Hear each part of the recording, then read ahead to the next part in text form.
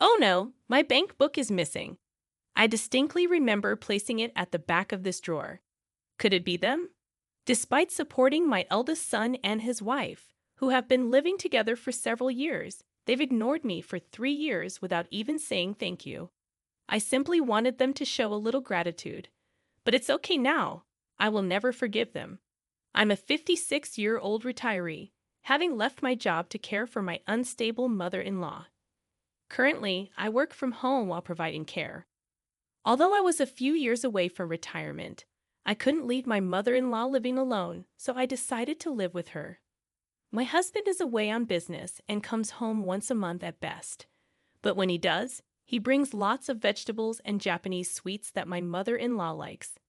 Thank you. I'm so grateful for everything you do for me. I wish I could have fed your father too. My mother-in-law says every time she expresses her gratitude to us. My father-in-law passed away over 10 years ago from cancer, unable to eat his favorite foods in the end.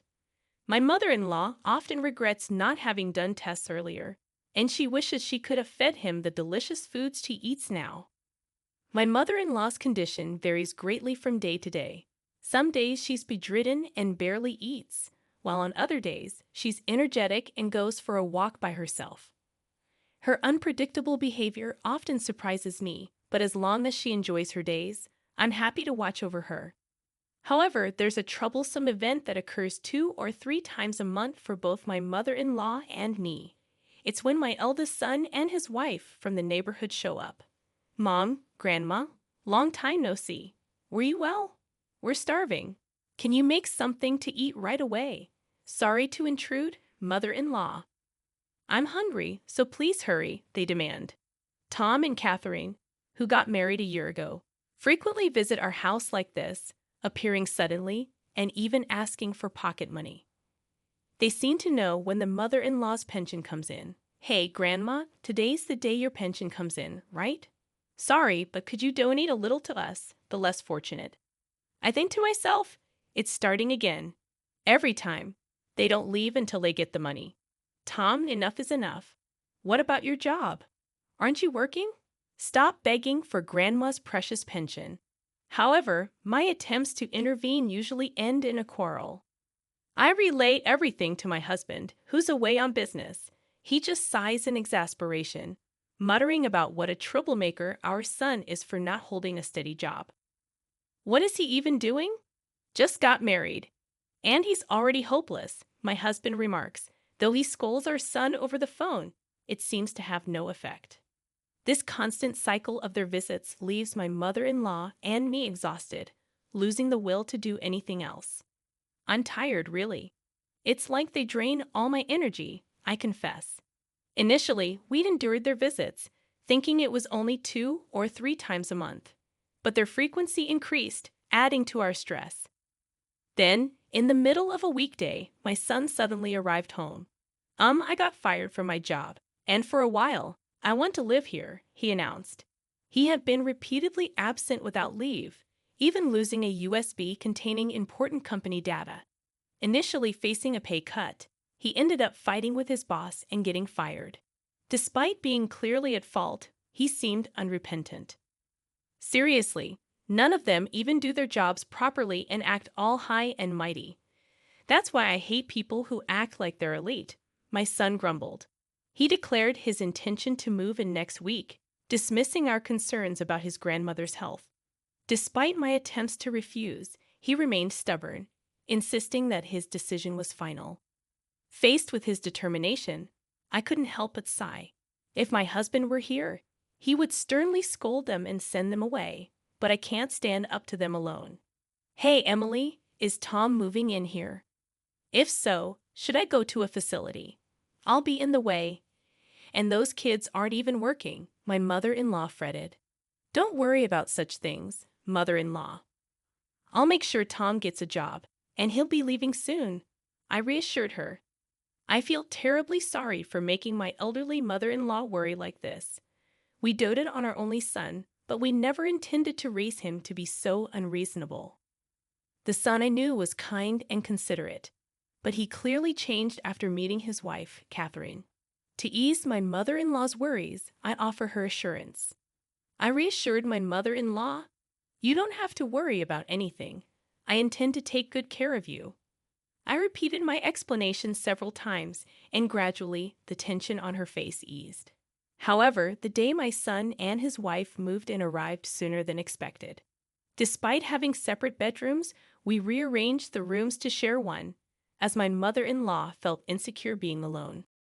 Her desire to share a room highlighted her anxiety. Unfortunately, their behavior from the first day was appalling. "Hey, Mom, we're planning to use the entire second floor for our room. That's okay, right? From today, the second floor bathroom is ours only. You guys don't come upstairs, okay? We're still technically newlyweds, and we don't want unnecessary people coming and going, so please understand," my son announced. They even moved all the stuff from my workroom to the hallway on the same day, leaving me speechless. It became clear that if I stayed silent, they would continue to do and say whatever they wanted. My son added, "Mom, the mortgage on this house is still ongoing, right? I don't plan to pay rent until I find a job, nor do I intend to pay for groceries or utilities. So take care of it." Feeling increasingly irritated, I reluctantly responded, "Ah, I see." From then on, I was ignored by my son and his wife.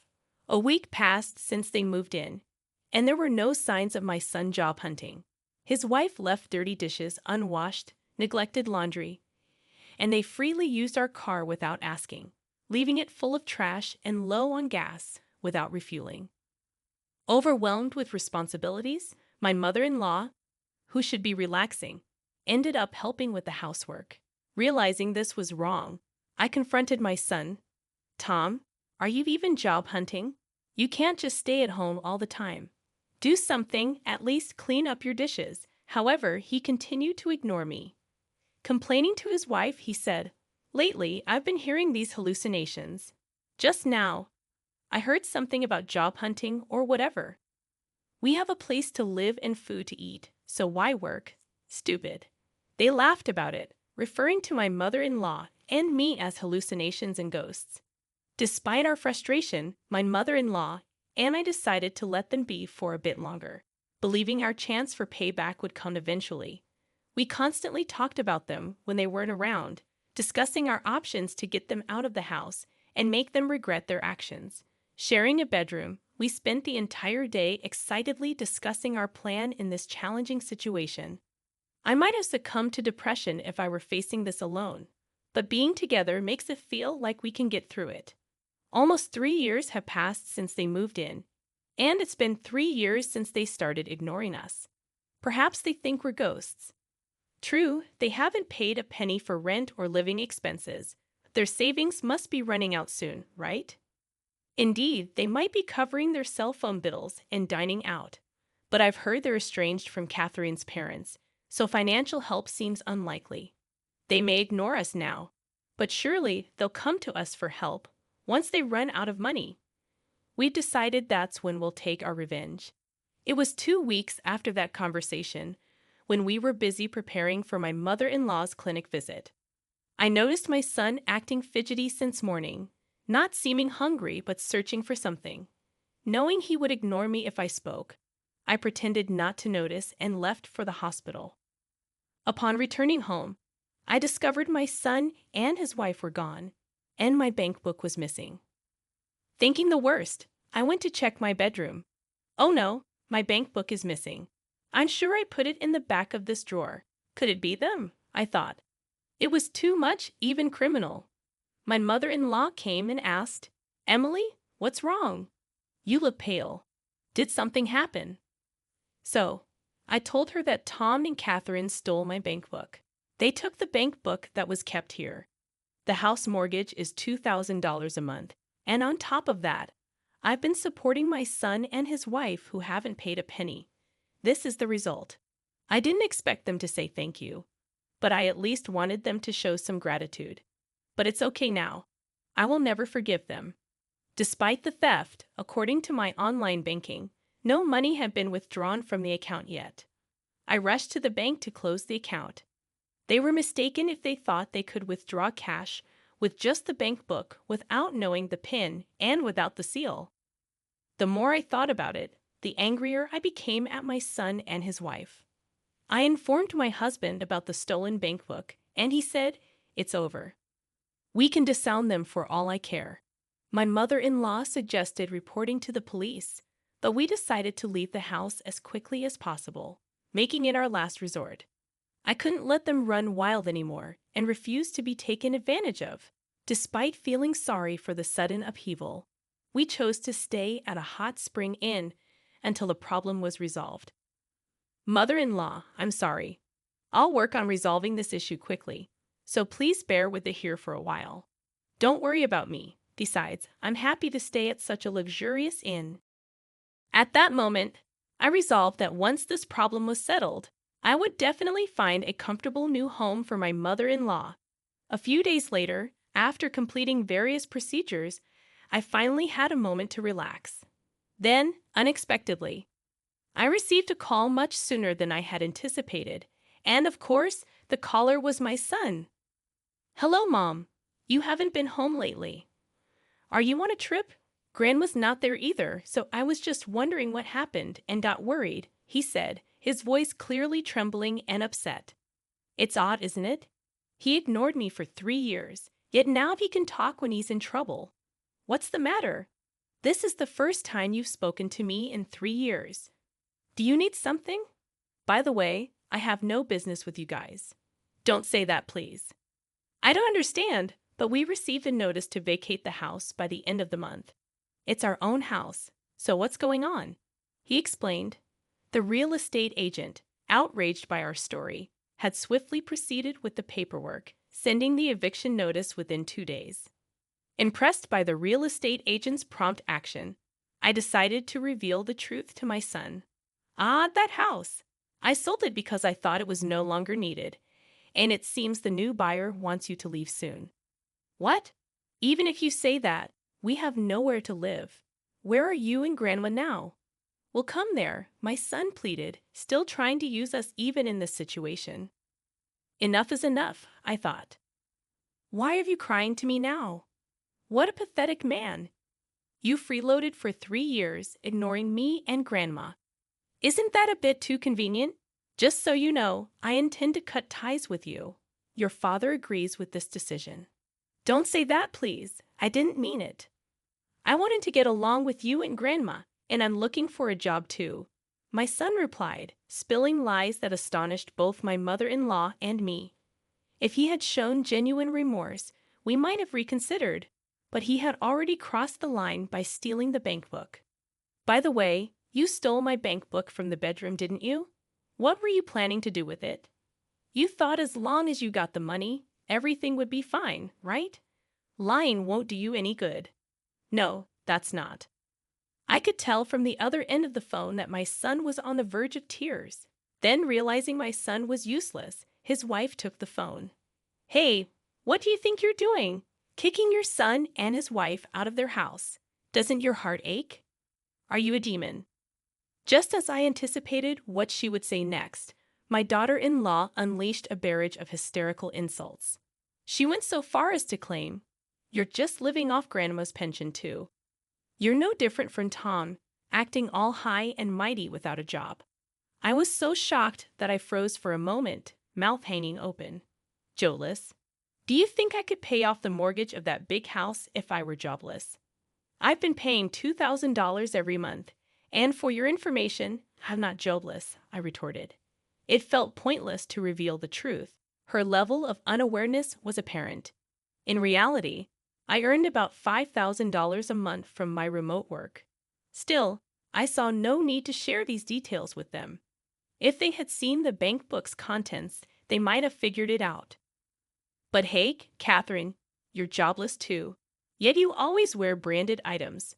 Where did you get those? "I think the one acting strange here is you," I pointed out.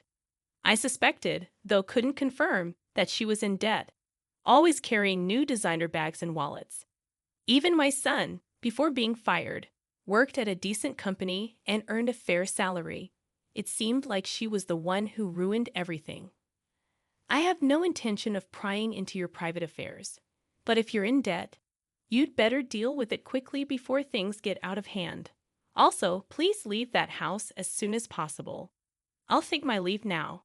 Despite having more to say, I decided to let them face their impending doom on their own. After hanging up, I ignored all the apology emails from my son. My husband, who had also been contacted, dismissed them with even colder words than I did. We have been ignored until now, but it was our turn to ignore them. They should thoroughly enjoy their hellish lives. A few months later, I heard that the couple had moved out of the house into a shabby apartment. Catherine had accumulated a significant amount of debt. Although my son tried to initiate a divorce, they decided to repay the debt together since it was also in his name. With both of them jobless, they struggled to repay and were now busy working while being chased by debt collectors. Their hellish life continued, but they should try their best to overcome it. As for me, I'm currently considering a house to live in with my mother-in-law.